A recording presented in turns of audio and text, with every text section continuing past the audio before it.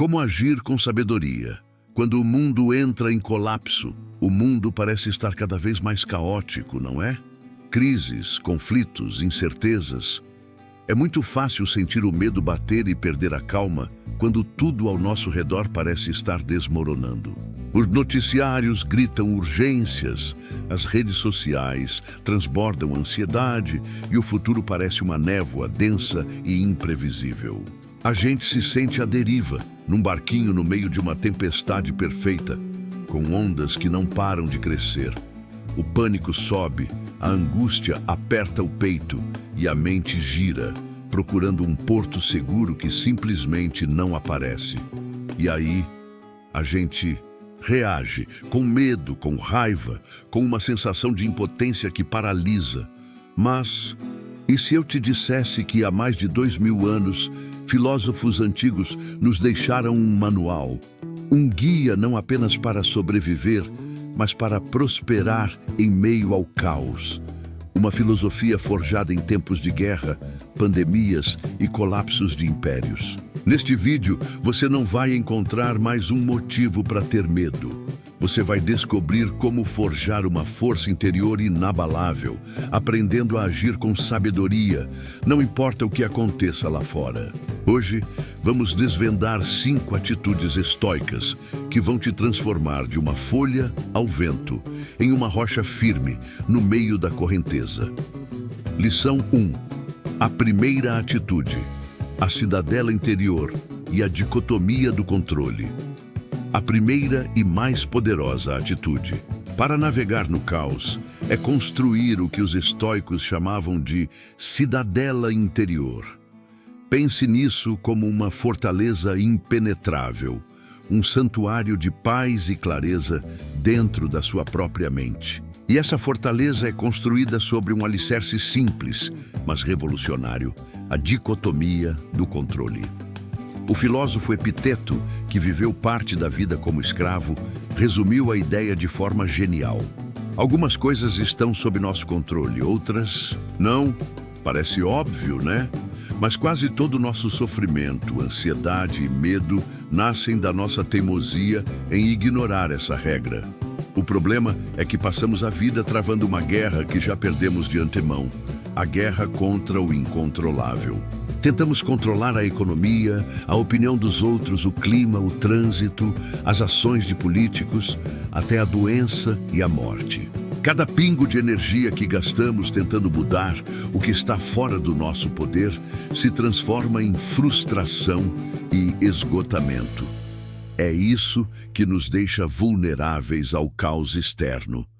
Sêneca já avisava que a gente sofre mais na imaginação do que na realidade, porque nossa mente adora criar cenários catastróficos que não podemos controlar. A solução estoica, então, é uma mudança radical de foco. É um chamado para se perguntar, com uma honestidade brutal, o que de fato está sob o meu controle? A resposta é clara e libertadora. Seus pensamentos, seus julgamentos, suas escolhas e suas ações. Só isso. O mundo lá fora. A crise financeira, a instabilidade política, o que os outros pensam de você. Tudo isso pertence à caixinha das coisas que você não controla. Agir com sabedoria começa com este exercício diário.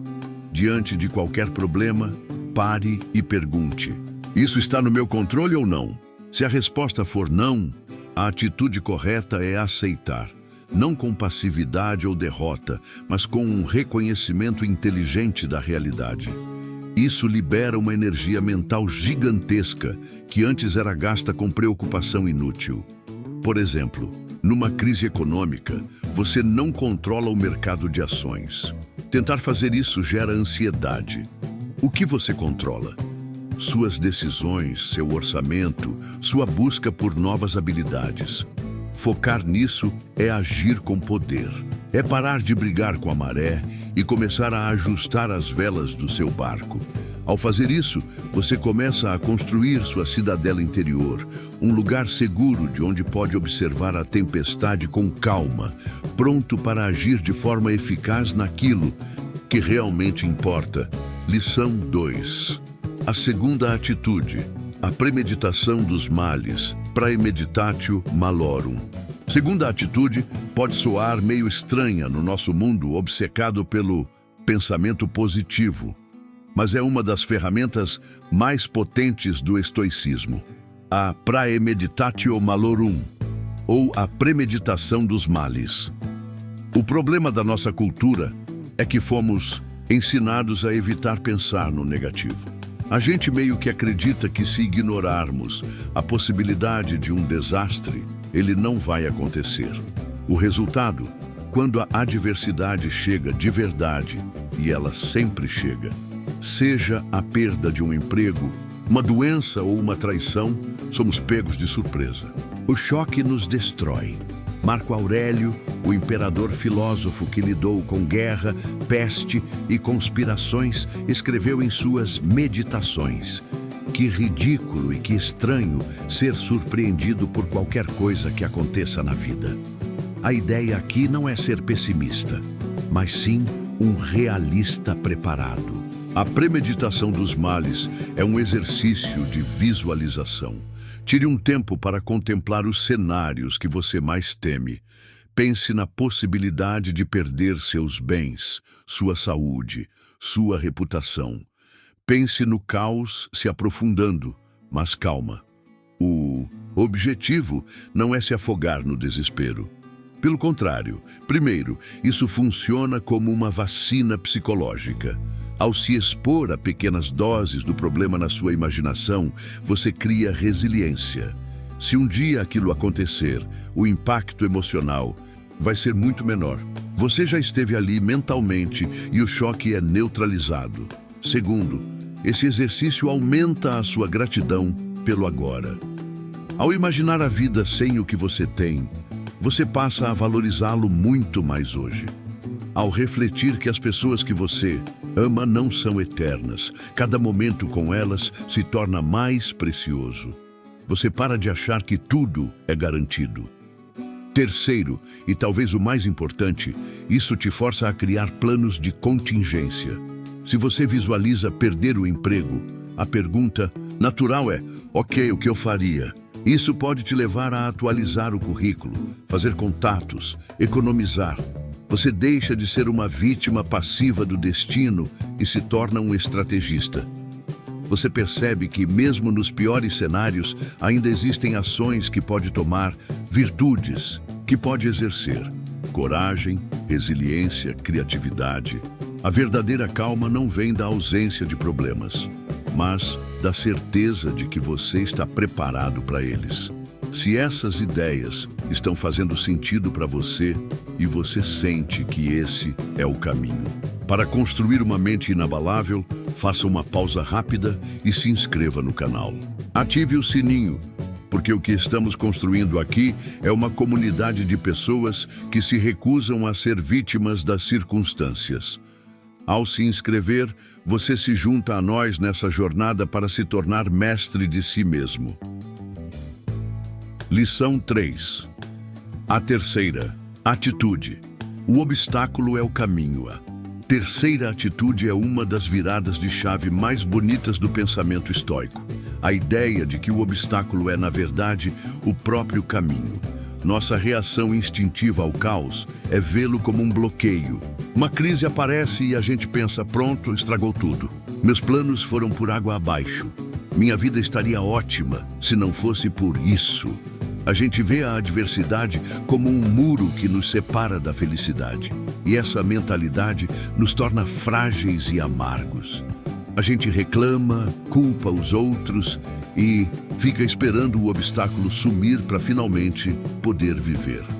A solução estoica é uma inversão total dessa lógica, resumida na frase de Marco Aurélio: o que impede a ação, avança a ação. O que fica no caminho torna-se o caminho. Para o estoico, o obstáculo não é algo para lamentar. É a matéria-prima para praticar a virtude. Cada crise não é um desvio do seu caminho. Ela é o caminho.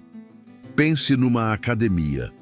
Você não fica mais forte evitando os pesos, você fica mais forte levantando os pesos. Os pesos são o caminho para a força. Da mesma forma, você não se torna mais corajoso evitando o medo, você se torna mais corajoso enfrentando-o. A crise que gera caos é a oportunidade perfeita para praticar a calma. A pessoa que te trata com injustiça é a chance de ouro para praticar a paciência. Quando o mundo entra em colapso, essa mentalidade é sua maior aliada. Uma crise financeira não é só um problema, é um teste para sua disciplina e criatividade. Uma pandemia não é só uma ameaça, é uma oportunidade para praticar a responsabilidade e a compaixão. Nada pode realmente te impedir, porque qualquer coisa que aconteça pode ser usada como combustível para o seu crescimento. A história de Zenão de Sítio, o fundador do estoicismo, é a prova disso. Ele era um comerciante rico que perdeu absolutamente tudo num naufrágio. Para a maioria, seria o fim. Para ele, foi o começo. Chegando em Atenas sem nada, ele entrou numa livraria, descobriu a filosofia e fundou uma das escolas de pensamento mais influentes da história. Ele dizia: "Fiz minha viagem mais próspera no dia em que naufraguei." Ele não viu o naufrágio como um obstáculo, ele o transformou no caminho. Então, quando o próximo obstáculo aparecer, se pergunte: qual virtude essa situação está me convidando a praticar? Lição 4. A quarta atitude, a visão de cima e a impermanência. Quarta atitude é um exercício mental para nos tirar do pânico imediato, a prática da visão de cima. O problema em tempos de crise é que nossa visão fica curta. Ficamos obcecados com o problema do dia, com a notícia da hora. O mundo se resume à nossa bolha de preocupação. Esse foco limitado amplifica tudo de ruim. O medo vira terror, a frustração vira desespero. Perdemos a noção do todo. A solução estoica literalmente dá um zoom out. Marco Aurélio fazia isso direto. Ele se imaginava olhando a terra do espaço. De lá, ele via impérios, continentes, oceanos. Ele via gerações nascendo, lutando e morrendo. Via cidades e civilizações surgindo e sumindo. Esse exercício tem duas funções mágicas. Primeiro, ele coloca nossos problemas em perspectiva. Daquela altitude cósmica, a crise que parecia o fim do mundo se revela um pequeno evento na imensidão do tempo e espaço. A ofensa que te consumiu de raiva se torna insignificante. Isso não é para diminuir sua dor, mas para contextualizá-la. A carga emocional diminui drasticamente. Segundo, a visão de cima nos lembra da impermanência. De lado alto, a gente vê que tudo passa. Impérios que pareciam eternos viraram pó. Crises que pareciam insuperáveis passaram. A pandemia, por mais terrível que tenha sido, um dia será apenas um capítulo nos livros de história. A crise econômica se transformará. Essa consciência nos liberta da tirania do presente. Não nos desesperamos com as coisas ruins, porque elas também vão passar. Então, quando se sentir soterrado pelo caos, feche os olhos e faça essa viagem mental. Voe para cima. Veja sua cidade, seu país, o planeta. Lembre-se de todos os colapsos que a humanidade já enfrentou e superou. Você faz parte dessa longa corrente de resiliência. Essa visão não te diminui. Ela te conecta a algo muito maior, lembrando que, no fim das contas, isto também passará. Lição 5. A quinta atitude. Agir pelo bem comum. Simpatia. A quinta e última atitude amarra todas as outras e dá a elas um propósito maior. Agir com virtude, não só para proteger a sua paz, mas para ser uma força de estabilidade para os outros.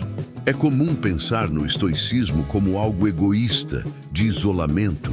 A tendência diante do colapso pode ser o cada um por si. Se o mundo está desmoronando, a reação primária é se fechar, proteger o seu e ignorar o resto. A solução estoica é o exato oposto. Os estoicos acreditavam na simpatia, a ideia de que estamos todos interconectados, como membros de um mesmo corpo. Marco Aurélio disse: "O que não é bom para a colmeia não pode ser bom para a abelha." Agir contra os outros é, no fim, agir contra si mesmo. Sua paz interior, sua fortaleza mental, não são só para você. Elas são sua maior contribuição para o mundo. Em tempos de pânico, uma pessoa calma e racional é um recurso inestimável.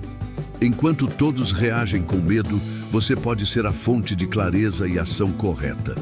É aqui que entram as 4 virtudes estoicas. Sabedoria.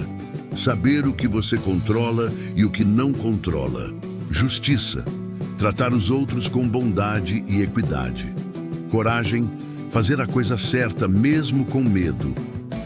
Temperança. Ter autocontrole para não se deixar levar pelo pânico ou pela raiva. Quando o mundo entra em colapso, a pergunta muda. De como eu sobrevivo, para como eu posso ajudar. Se as pessoas ao seu redor estão em pânico, como você pode ser uma presença que acalma? Sua tranquilidade não é o objetivo final, é o ponto de partida. Você se torna o médico calmo. Na emergência, o bombeiro focado no incêndio. Sua força interior vira uma fonte de força para todos. O mundo pode parecer estar em colapso e talvez, em certo sentido, esteja mesmo. Crises vêm e vão. A incerteza é parte da vida. Mas o estoicismo nos ensina uma verdade libertadora. O colapso externo não precisa significar um colapso interno. Hoje, vimos 5 atitudes para transformar sua resposta ao caos. Aprendemos a focar no que controlamos, a nos preparar para o pior, para nos tornarmos mais fortes, a ver cada obstáculo como um caminho, a ampliar nossa perspectiva para encontrar calma e a usar nossa força para ajudar os outros. Isso não é uma pílula mágica. É uma prática diária, um treinamento. É a decisão consciente de não ser uma vítima das circunstâncias. Você não pode controlar a tempestade lá fora, mas pode, com certeza absoluta, se tornar o capitão inabalável do seu próprio navio. Navegando com sabedoria e paz, não importa o tamanho das ondas. A força não está em evitar o colapso, mas em agir com sabedoria dentro dele. Qual destas 5 atitudes mais te tocou? Qual delas você vai começar a praticar hoje? Deixe sua resposta aqui nos comentários. Sua jornada para se tornar uma rocha no meio da tempestade começa com um único passo. Compartilhe este vídeo com alguém que talvez precise ouvir essa mensagem de força. Obrigado por assistir.